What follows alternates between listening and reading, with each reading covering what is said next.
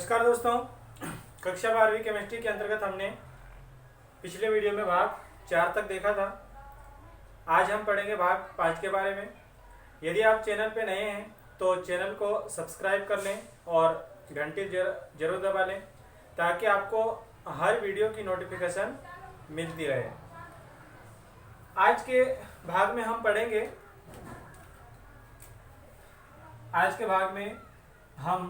पढ़ेंगे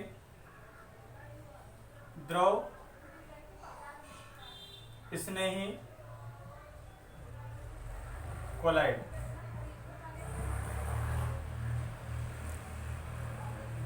दूसरा पढ़ेंगे हम द्रव विरोधी कोलाइड।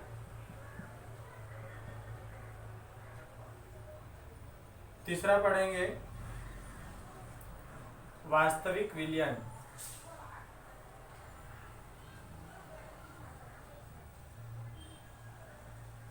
अगला पढ़ेंगे निलंबन। ध्यान से देखेंगे, हम एक एक पॉइंट की बात करेंगे, सारी चीजें क्लियर हो जाएगी। ईमानदारी से सुनेंगे और ईमानदारी से देखेंगे और ईमानदारी से पढ़ेंगे और अच्छे से नोट्स बनाएंगे।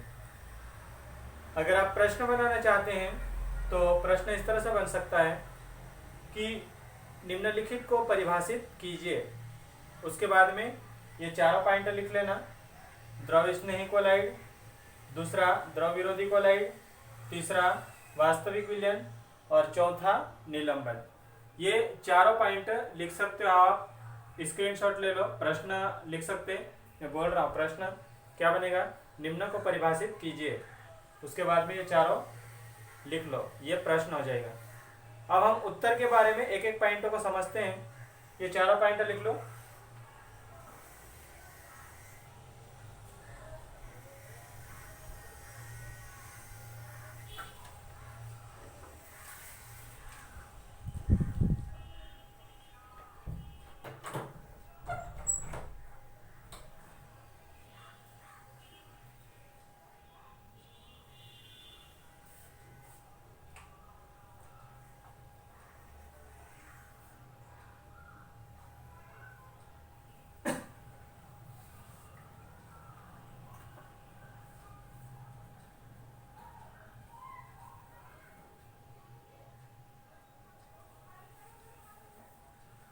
देखने में समस्या आ रही थी, थोड़ा सा अभी क्लियर दिख रहा है। तो करें हम बात, कौन कौन क्या क्या चीज है। प्रश्न तो बना लिया होगा, बारी बारी से देखते हैं। उत्तर में पहला पॉइंट डालेंगे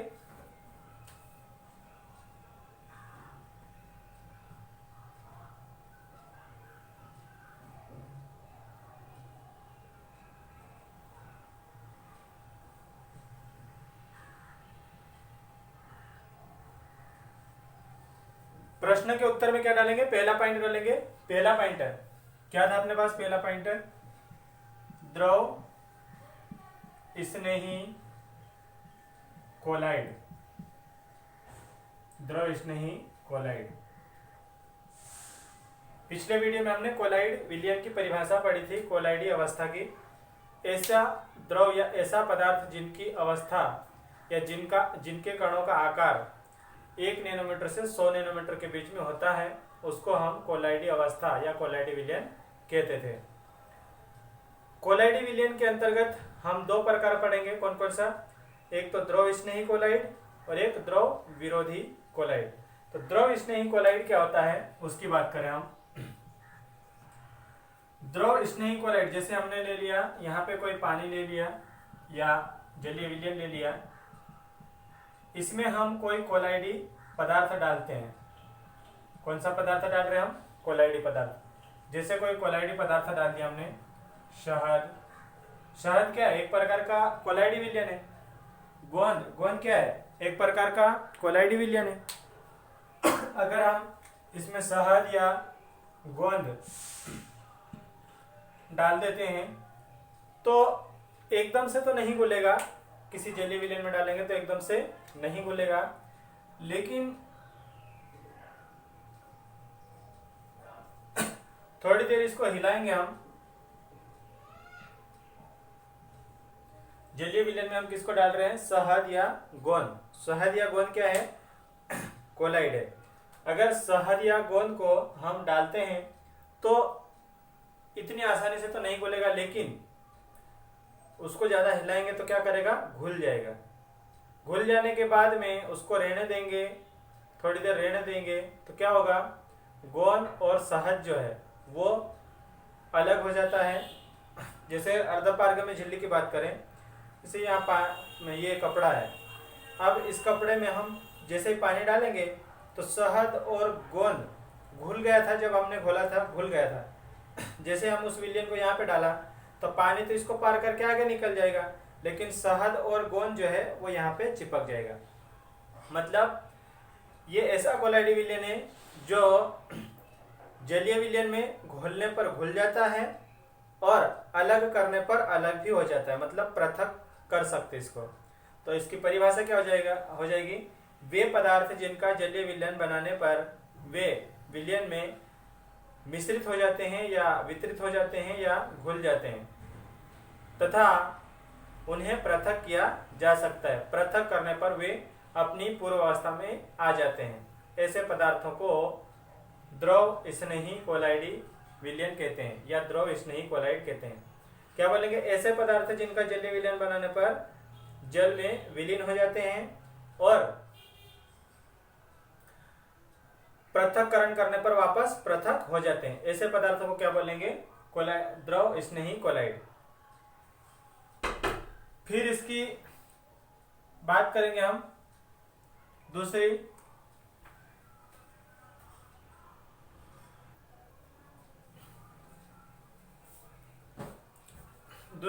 बारी आती है अपने पास। पहला था द्रव स्नेही कोलाइड, दूसरा है द्रव विरोधी कोलाइड।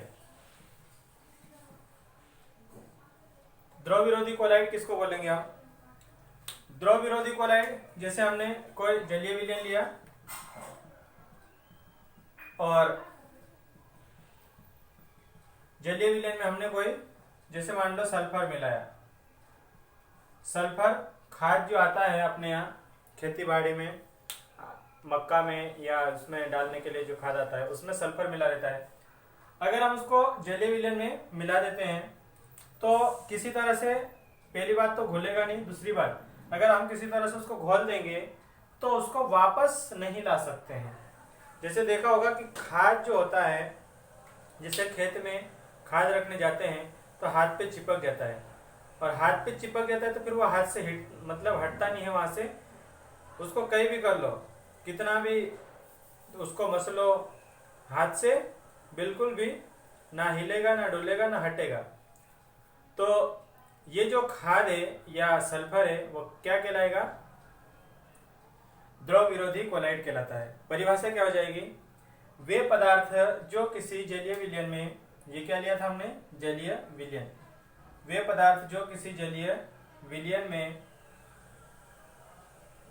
आसानी से वितरित नहीं होते हैं या जलीय विलयन में घुलते नहीं हैं तथा उन्हें अपनी पूर्व अवस्था में नहीं ला सकते हैं, ऐसे पदार्थों को क्या करेंगे हम?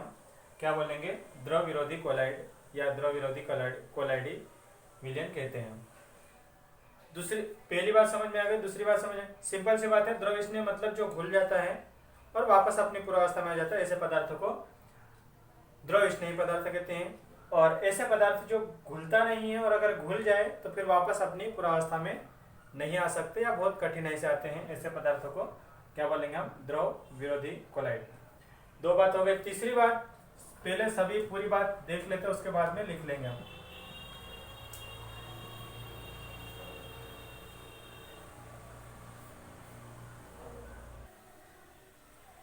तो चलो दोनों पॉइंट लिख लेते हैं, उसके बाद तीसरा और चौथा पॉइंट समझ लेंगे। पहला पॉइंट डालो उत्तर में, द्रव स्नेही कोलाइड। पहला पॉइंट डालो उत्तर में, द्रव स्नेही कोलाइड।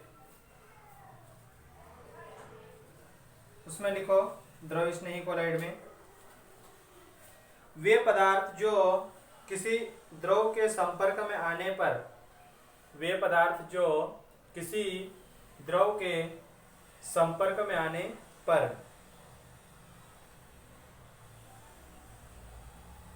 वे पदार्थ जो किसी द्रव के संपर्क में आने पर कोलाइडी विलयन बना लेते हैं।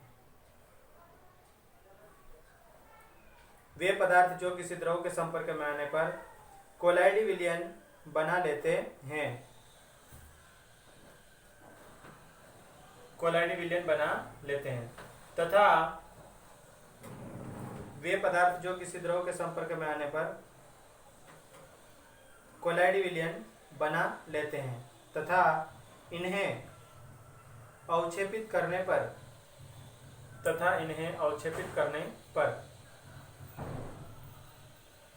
पुनः अपनी मूल अवस्था में, तथा इन्हें अवक्षेपित करने पर पुनः अपनी मूल अवस्था में लाया जा सकता है, तथा इन्हें अवक्षेपित करने पर पुनः अपनी मूल अवस्था में लाया जा सकता है। इस प्रकार के पदार्थ को द्रव स्नेही या उत्कर्मणीय कोलाइड कहते हैं। इस प्रकार के पदार्थ को द्रव स्नेही या उत्कर्मणीय पदार्थ कहते हैं। इस प्रकार के पदार्थ को द्रव स्नेही या उत्कर्मणीय कोलाइड कहते हैं। इस प्रकार के पदार्थ को द्रव स्नेही या उत्कर्मणीय कोलाइड कहते हैं। एग्जाम्पल लिखो इसका, शहद, गोंद आदि। शहद, गोंद आदि। अब दूसरा पॉइंट डालो, द्रव विरोधी कोलाइड। द्रव विरोधी कोलाइड, द्रव विरोधी कोलाइड।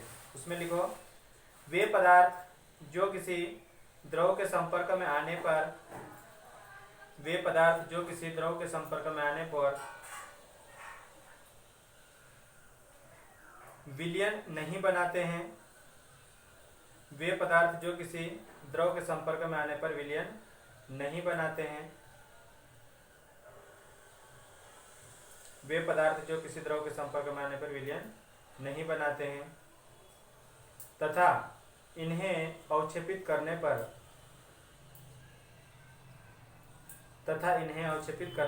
पर पुनः अपनी मूल अवस्था में नहीं लाया जा सकता है।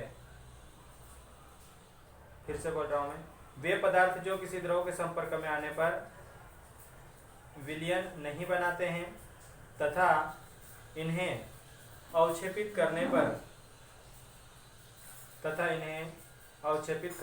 पर पुनः अपनी मूल अवस्था में नहीं लाया जा सकता है तथा इन्हें अवक्षेपित करने पर पुनः अपनी मूल अवस्था में नहीं लाया जा सकता है। इस प्रकार के पदार्थ को द्रव विरोधी कोलाइड कहते हैं। इस प्रकार के पदार्थ को द्रव विरोधी कोलाइड कहते हैं। इस प्रकार के पदार्थों को द्रव विरोधी कोलाइड कहते हैं।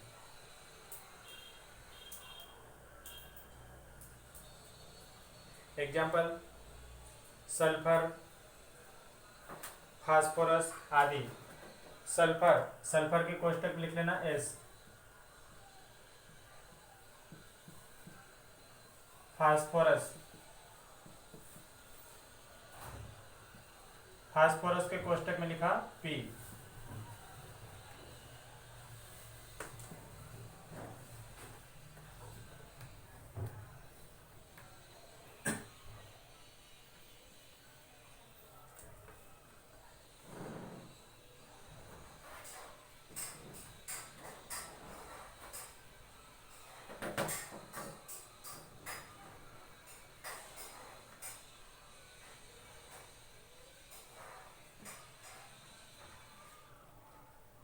ये एग्जाम्पल लिखा सल्फर, फास्फोरस आदि। तो द्रव स्नेही और द्रव विरोधी हो चुका है। अब बात करें हम, 2 पॉइंट लिख लिए हैं, अभी बात कर लेते फिर तीसरा और चौथा। तो 2 पॉइंट लिख लिए, तीसरे की बात कर लेते, चौथे की बात कर लेते, उसके बाद लिख लेंगे।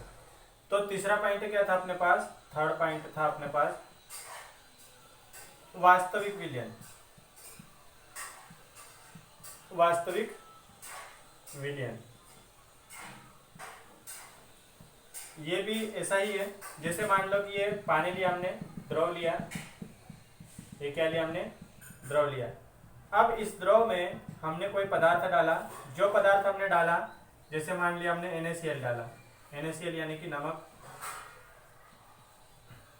नमक डाला, शक्कर डाली, शक्कर का सूत्र पता होगा,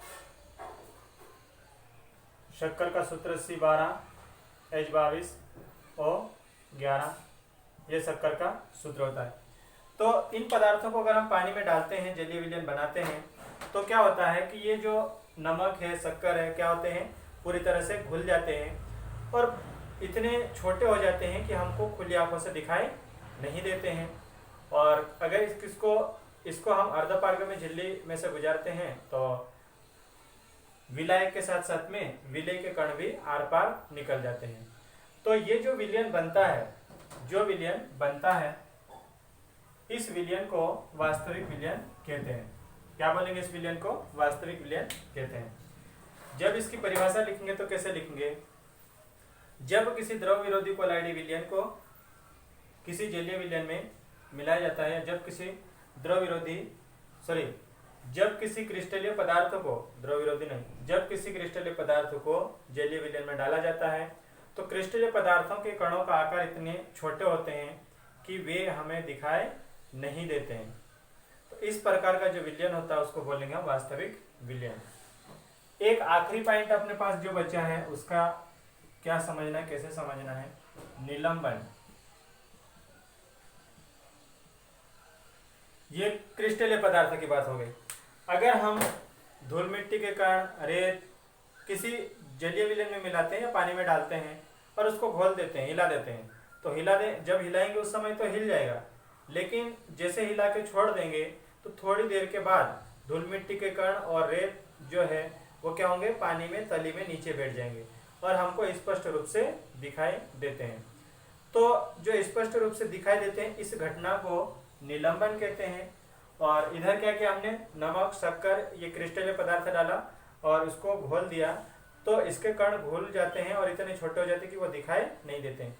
जो दिखाई नहीं देते हैं, ये जो विलयन बनता है इसको बोलेंगे वास्तविक विलयन।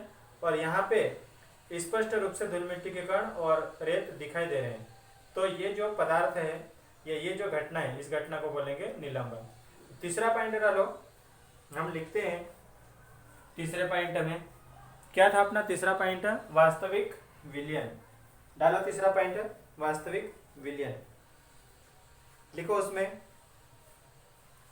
जब किसी क्रिस्टलीय पदार्थ को जल में डाला जाता है, जब किसी क्रिस्टलीय पदार्थ को जल में डाला जाता है, जब किसी क्रिस्टलीय पदार्थ को जल में डाला जाता है तो जल में डाला जाता है तो जल में घुलकर समांगी मिश्रण बनाते हैं। जब किसी क्रिस्टलीय पदार्थ को जल में डाला जाता है तो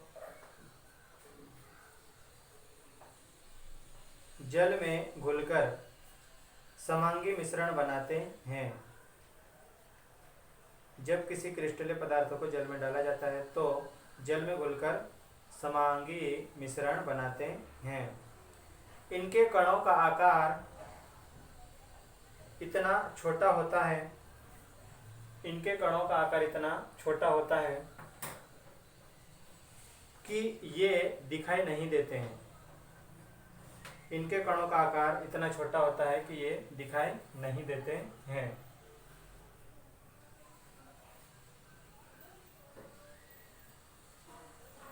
इनके कणों का आकार इतना छोटा होता है कि ये दिखाई नहीं देते हैं। तो इस प्रकार के विलयन को वास्तविक विलयन कहते हैं। इस प्रकार के विलयन को वास्तविक विलयन कहते हैं। एक बार रिपीट कर रहा हूं मैं। जब किसी क्रिस्टलीय पदार्थों को जल में डाला जाता है तो जल में घुलकर समांगी मिश्रण बनाते हैं। इनके कणों का आकार इतना छोटा होता है कि ये दिखाई नहीं देते हैं। तो इस प्रकार के विलयन को कोलाइडी विलयन कहते हैं। इसका उदाहरण नहीं लिखना है। अगला डालो चौथा पॉइंट, निलंबन। चौथा पॉइंट डाला हमने निलंबन। लिखें उसमें कुछ अघुलनशील पदार्थ, अघुलनशील मतलब जल में नहीं घुलने वाले पदार्थ, कुछ अघुलनशील पदार्थ जैसे रेत, कामा लगा के मिट्टी, रेत मिट्टी आदि के कण, कुछ अघुलनशील पदार्थ जैसे रेत मिट्टी आदि के कण जल में घोलने पर नीचे बैठ जाते हैं। कुछ अघुलनशील पदार्थ जैसे रेत मिट्टी आदि के कण जल में घोलने पर नीचे बैठ जाते हैं और आसानी से दिखाई देते हैं।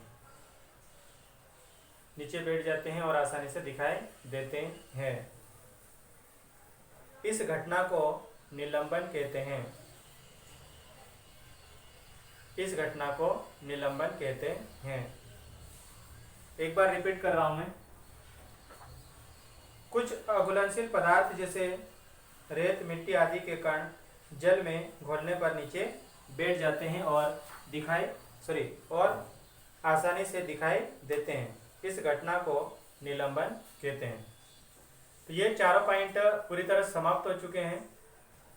इसके आगे का भाग हम अगले वीडियो में पढ़ेंगे। इतना हमने 5 भागों में पढ़ लिया है।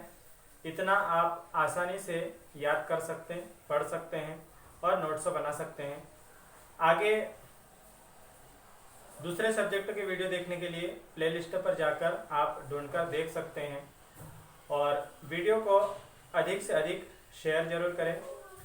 अगर चैनल पे नए हैं तो एक बार फिर से कहता हूं कि सब्सक्राइब कर लें और घंटी दबा लें ताकि आप तक हर वीडियो सबसे पहले पहुंचती रहे। धन्यवाद।